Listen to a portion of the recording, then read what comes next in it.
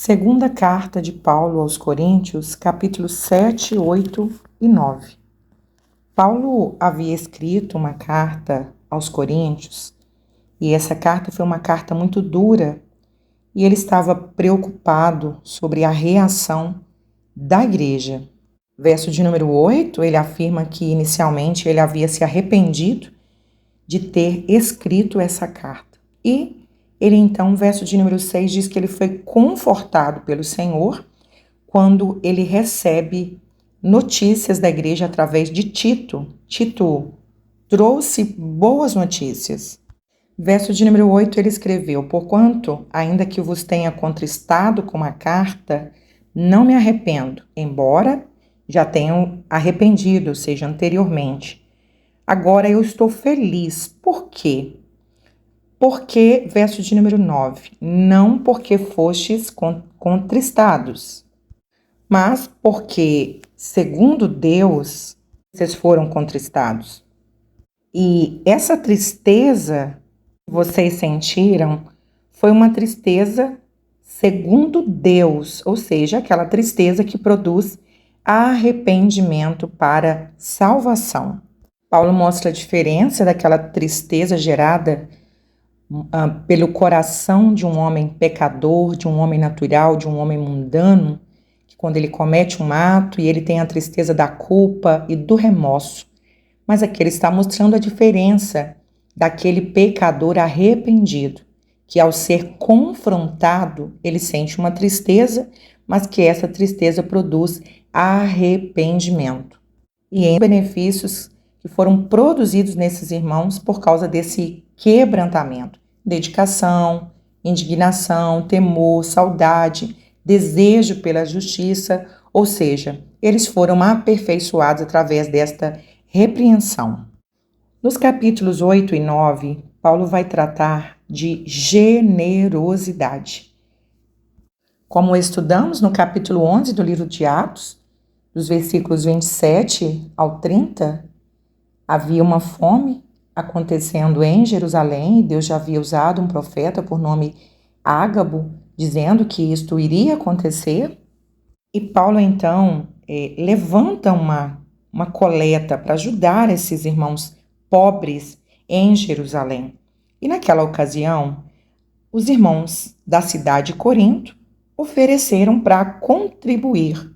Porém, já havia se passado um ano e eles ficaram apenas na promessa, conforme o versículo de número 10. E nisto dou minha opinião, pois a vós outros que desde o ano passado principiaste não só a prática, mas também o querer, convém isso. Ou seja, eles prometeram, mas não contribuíram. Então Paulo vai escrever esse capítulo de número 8, mostrando a generosidade das igrejas da Macedônia.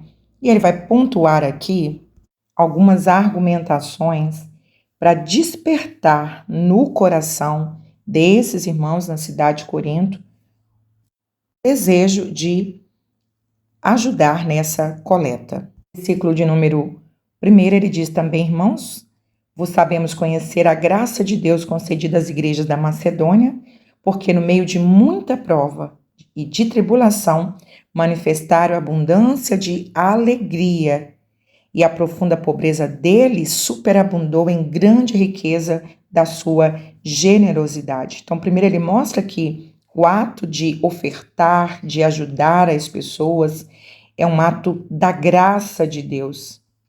É uma dádiva que nós recebemos de Deus de poder expressar a sua generosidade através das nossas vidas.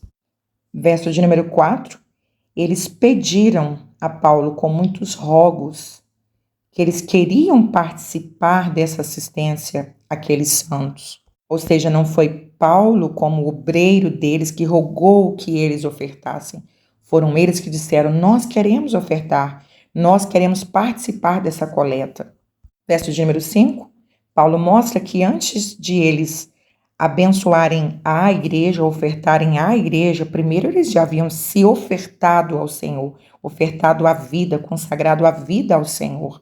Quantas pessoas, quando se convertem, têm dificuldade de converter também o seu bolso, como, por exemplo, o jovem rico, que quando ele foi confrontado acerca do dinheiro, ele saiu entristecido porque ele tinha amor, apego ao dinheiro.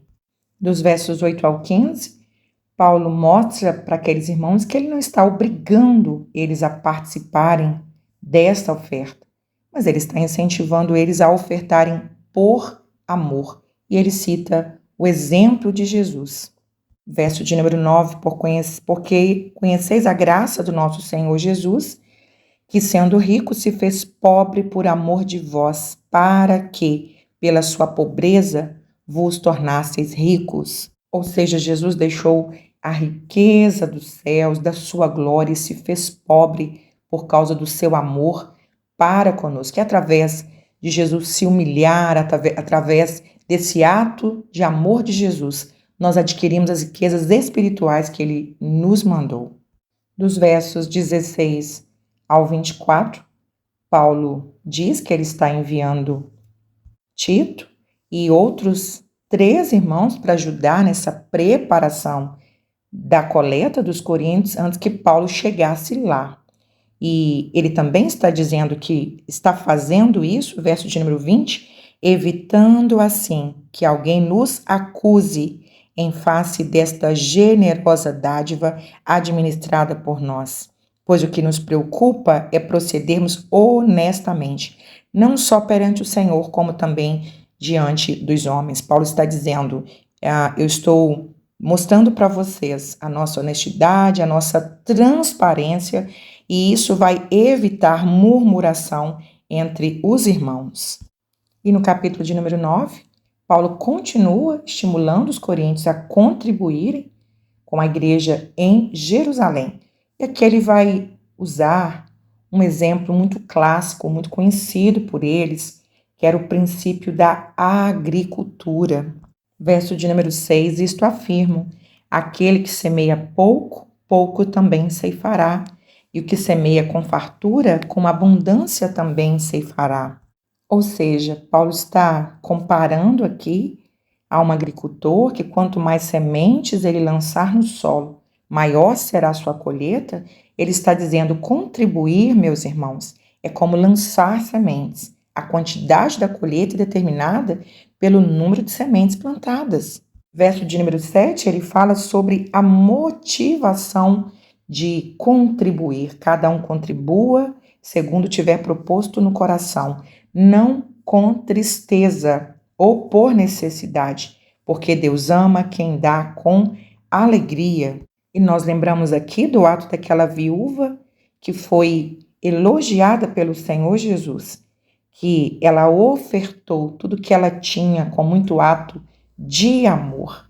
Então, o Senhor conhece o nosso coração, as nossas intenções, e nós não podemos ofertar na casa de Deus, na vida de pessoas, com a intenção de estarmos fazendo uma troca com Deus, mas que isso deve ser feito como um ato de alegria e de amor.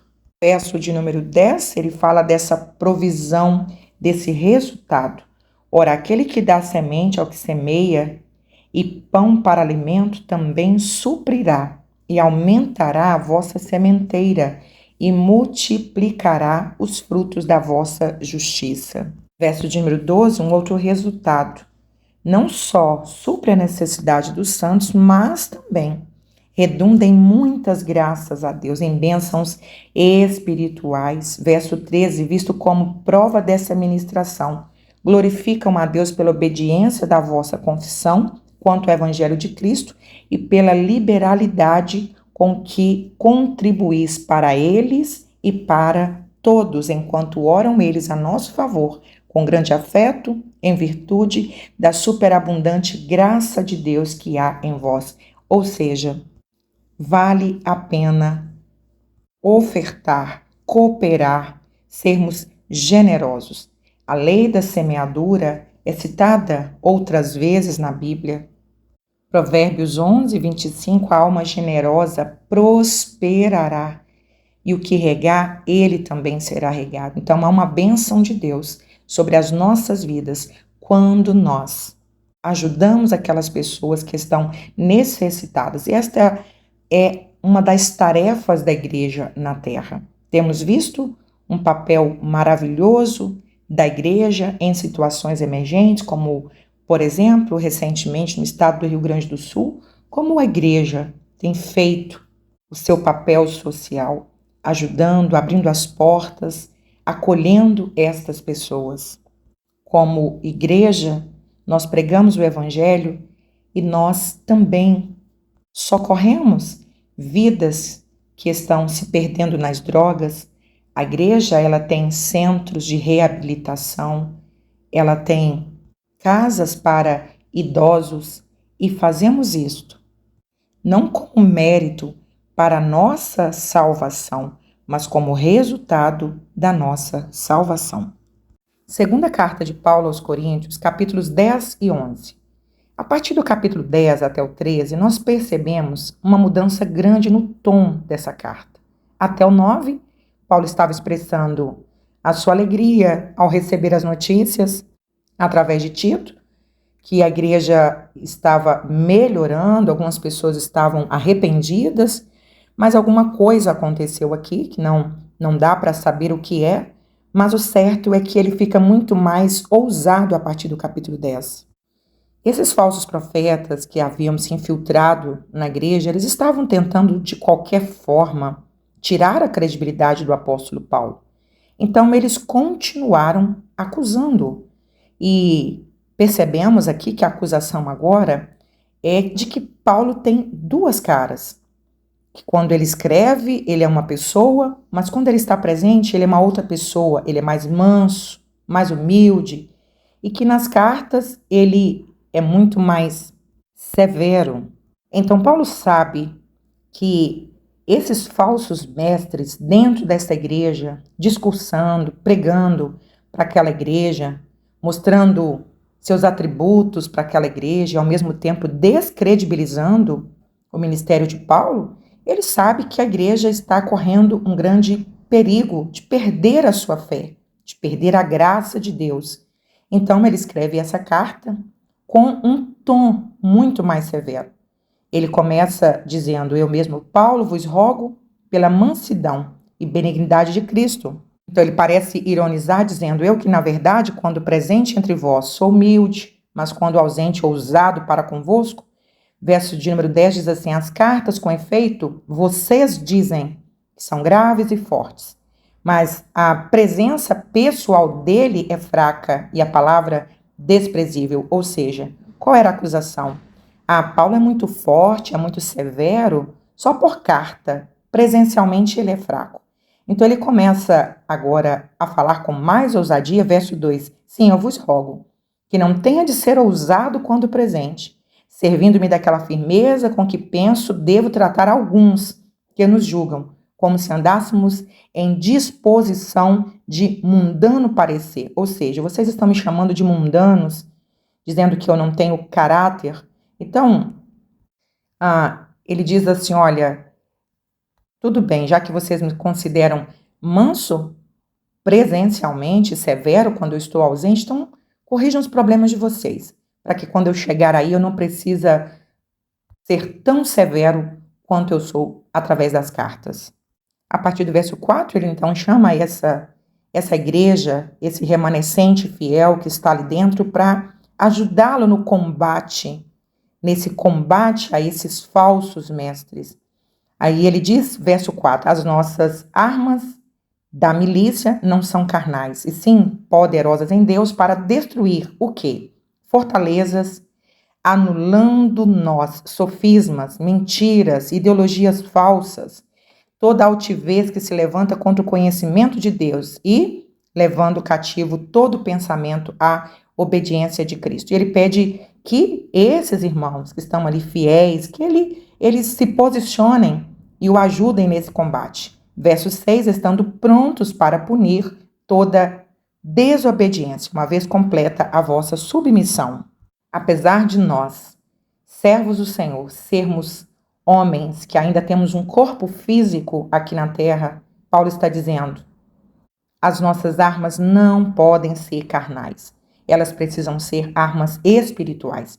E quando ele escreve aos Efésios, no capítulo 6, a partir do verso 10, ele vai usar essa mesma metáfora para dizer que a igreja, ela é um exército de Cristo. E como soldados, nós precisamos usar armas espirituais. A oração, o jejum, a palavra de Deus. Hoje, mais do que nunca, precisamos estar revestidos com essas armaduras espirituais. Assim como aqueles falsos mestres estavam infiltrados na igreja, tentando afastar aqueles servos de Deus do caminho certo, da palavra de Deus, hoje nós precisamos estar prontos para combater tanta mentira, tantas falsas ideologias.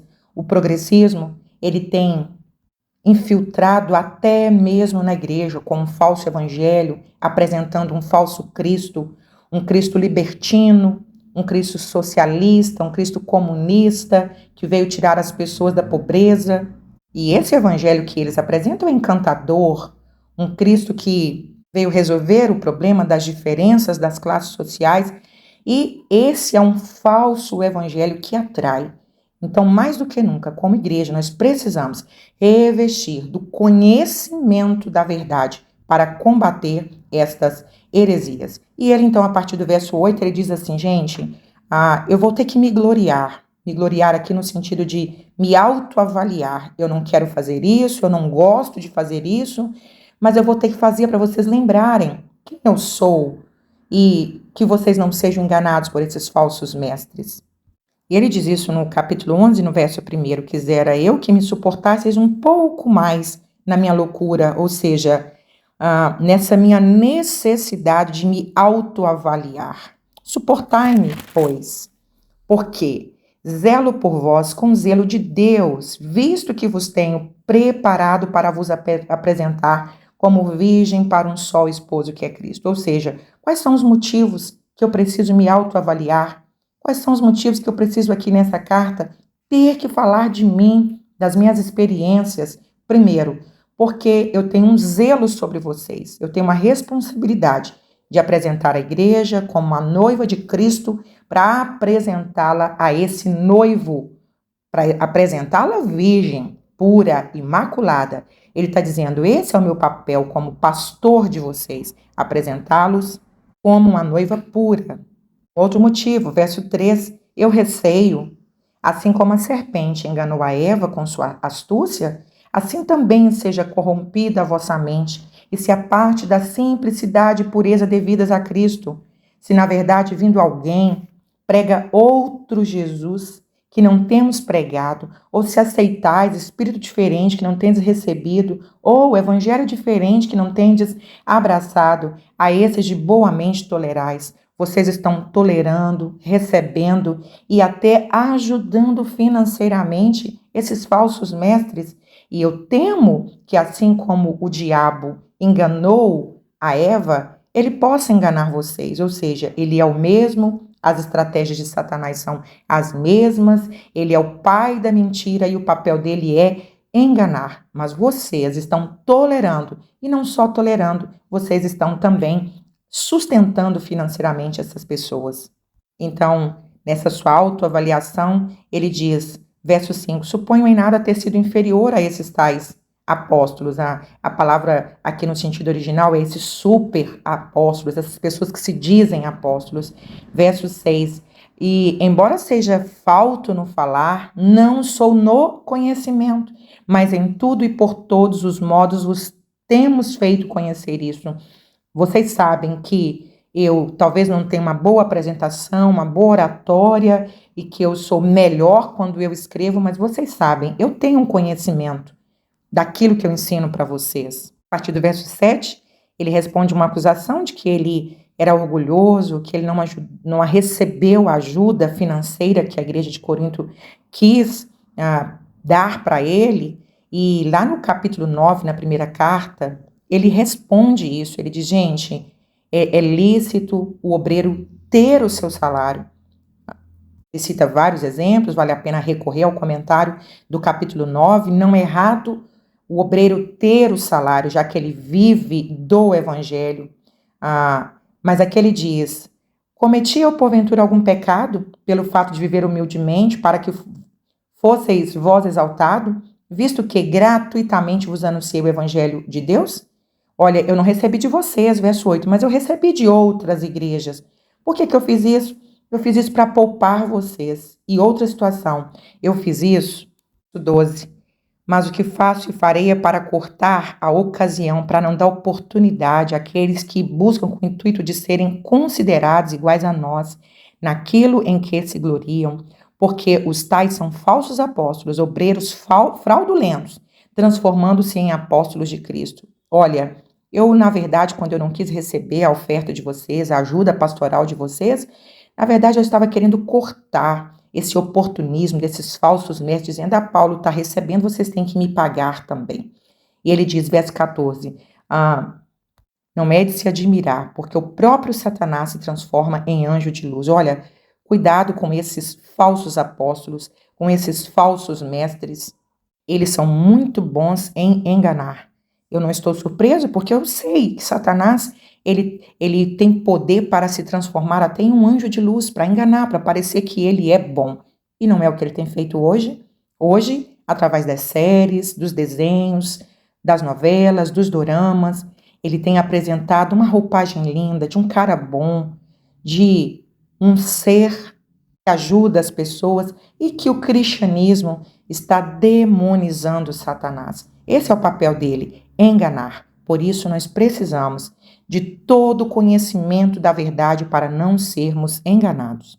E a partir do verso 18 ele diz assim, olha, então eu tenho algo mais a falar sobre mim, para que vocês me comparem com esses falsos mestres, com esses falsos apóstolos.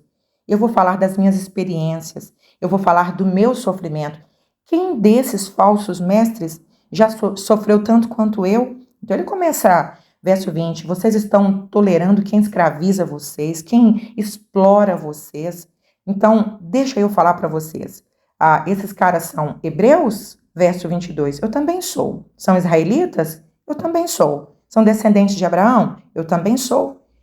O currículo deles não é melhor do que o meu. Se a avaliação deles é a origem, a procedência, eu também tenho tudo isso, mas vamos falar agora de experiências, de sofrimento. Então, ele começa, a partir do verso 23, falar daquilo que ele já passou, dos açoites, verso 24, 195 açoites, varadas, apedrejamento, naufrágio, perigo em mar, perigo em terra, fome, sede, e ele então está dizendo isso.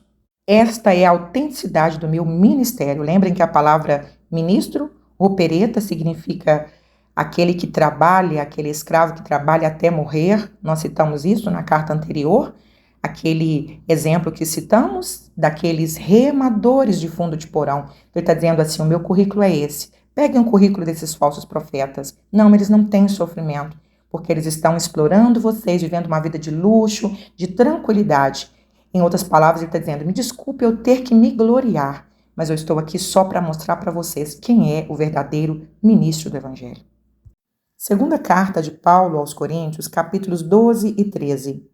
E aqui nós encerramos essa carta tão preciosa. Nós precisamos lembrar que o principal propósito de Paulo nessa segunda carta foi defender o seu ministério. Por quê? Haviam se infiltrado na igreja de Corinto alguns falsos apóstolos. E eles, para ganhar o coração das pessoas, eles fizeram graves acusações contra o apóstolo Paulo. E estavam espalhando mentiras, espalhando acusações contra o ministério de Paulo, dizendo que ele era uma pessoa sem caráter, porque ele era muito bravo nas cartas, mas pessoalmente ele era muito manso. E a igreja de Corinto estava recebendo esses apóstolos, abraçando, acolhendo e até ajudando financeiramente. Então, Paulo, no capítulo anterior, ele começa a dizer sobre o que ele chama de gloriar-me, ou seja, ele diz, gente, eu não gosto disso, eu não tenho pretensão de me orgulhar disso, mas eu preciso fazer uma autoavaliação sobre mim. Ele começa dizendo, se é necessário que me glorie, capítulo 12, verso 1, ainda que não convém, passarei as visões e revelações do Senhor. A igreja de Corinto, uma igreja que tinha todos os dons, ela se encantava muito com esses dons ou falsos dons desses falsos apóstolos. E Paulo então vai usar uma experiência que ele teve muito forte, que ele ainda não tinha compartilhado com ninguém, para rebater esse falso espiritualismo desses auto-intitulados apóstolos. Então ele começa dizendo: conheço um homem, alguém simples, um ser humano, não um super apóstolo, um homem em Cristo que há 14 anos foi arrebatado ao terceiro céu, e eu sei que o tal homem, é claro que ele está falando dele mesmo, mas ele diz, olha, ele foi arrebatado ao paraíso e ouviu palavras inefáveis, as quais não é lícito ao homem referir. Ele estava aqui fazendo relato de uma experiência pessoal e ele considera que o que ele viveu, esse arrebatamento de espírito, foi algo extraordinário. Ou seja, pois se eu vier a gloriar-me, não serei nécio, porque direi a verdade, mas abstém-me para que ninguém se preocupe comigo mais do que deveria. Ou seja, não quero que ninguém fique me avaliando além do que eu sou por causa de uma experiência que eu tive com Deus. Mas eu estou contando a verdade para vocês. Em outras palavras, ele estava dizendo, e esses falsos apóstolos? Eles estão enganando vocês aí com falsas experiências para enganar vocês? E ele então continua a se gloriar ou se autoavaliar, falando mais uma vez dos seus sofrimentos. E aqui ele também vai citar o que ele ainda não havia falado em nenhuma carta. Ele diz, olha, e para que eu não me soberbesse com a grandeza dessa revelação, foi algo tão extraordinário, que há 14 anos ele teve essa visão, então tem 14 anos que ele sofre com alguma coisa que ele não cita aqui o que é. Ele disse, foi me posto um espinho na carne, mensageiro de Satanás para me esbofetear, a fim de que eu não me exalte. E eu já orei 3 vezes pedindo ao Senhor que afastasse isso de mim. Mas o Senhor me disse, a minha graça te basta. Por quê? Eu quero, Paulo, que você continue com esse espinho na carne, para que você continue humilde. A revelação foi tão forte, tão maravilhosa, e eu não quero que você se sinta um super-homem por causa dessa experiência que você teve. Então o Senhor deixa uma marca nele, alguma coisa que o faça todos os dias lembrá-lo, quem ele era, de onde ele veio, que ele era totalmente dependente de Deus. A Bíblia não deixa clara qual era esse espinho na carne, há muitas especulações, mas a maioria dos teólogos concordam, com base em Gálatas, no capítulo 4, dos versos 13 ao 15, que provavelmente seja algum problema visual. Paulo, escrevendo aos Gálatas, ele elogia os irmãos dizendo, qual é logo a vossa bem-aventurança? Eu dou testemunho de vocês que, se fosse possível, vocês arrancariam os olhos e os dariam a mim. Então, com base nesse texto, alguns teólogos concluem que esse espinho na carne seja um problema nos olhos do apóstolo Paulo, para que ele não esquecesse que ele era pó, que ele era terra. E nós precisamos também lembrar de onde nós viemos. Nós viemos do pó e é para o pó que nós tornaremos. Quem é o homem para achar que ele é alguma coisa? Nós estamos totalmente na dependência de Deus. E qual que é o propósito? Verso de número 9, o Senhor diz isso para ele, olha, quando você se humilha, quando você reconhece os seus limites e fica na minha dependência, eu prometo que eu vou mostrar o meu poder através da sua vida. A Bíblia é clara ao mostrar que Deus não tolera ao soberbo, mas que o Senhor abençoa os humildes. Qual é hoje a forma de avaliar os grandes mestres, os grandes pregadores dessa geração? Eles se autoavaliam pelo número de seguidores, pelo tamanho dos congressos que pregam, mas a Bíblia é muito clara ao mostrar que a grandeza de um servo de Deus é se humilhar e depender totalmente de Cristo. Não é a vida boa, a vida confortável, os cachês altos, que demonstra a autenticidade de um ministério de sucesso ou não. Muito pelo contrário. Paulo está mostrando aqui que o que a igreja precisa entender sobre a credibilidade do seu ministério é que ele se considera realmente um ministro de Cristo, aquele que sofre por causa do evangelho de Cristo. E ele encerra então a sua carta dizendo que pela terceira vez ele vai visitá-los, mas que desta vez vai ser diferente das outras visitas, já que eles estavam acusando Paulo de não ter a mesma força, a mesma firmeza quando ele estava presente.